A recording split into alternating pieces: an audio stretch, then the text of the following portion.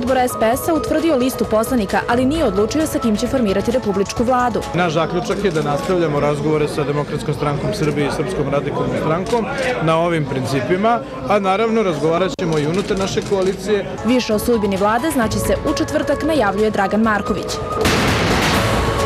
Radikali, narodnjaci i koalicija oko SPS-a zvanično zatražili hitno zakazivanje konstitutivne sednice Skupštine Beograda.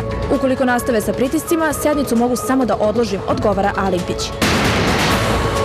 Inflacija u Srbiji do kraja godine najmanje 12,5%, upozoravaju u Ekonomskom institutu.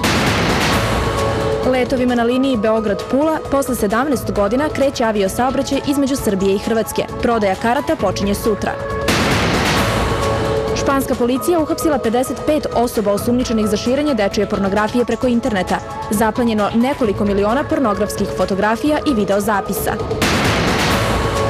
Srbi nastavljaju sa dominacijom na Roland Garrosu. U polufinalu Ana Ivanović, Jelena Janković i Novak Đoković. Od ponedeljka Ana ili Jelena prvi raket sveta.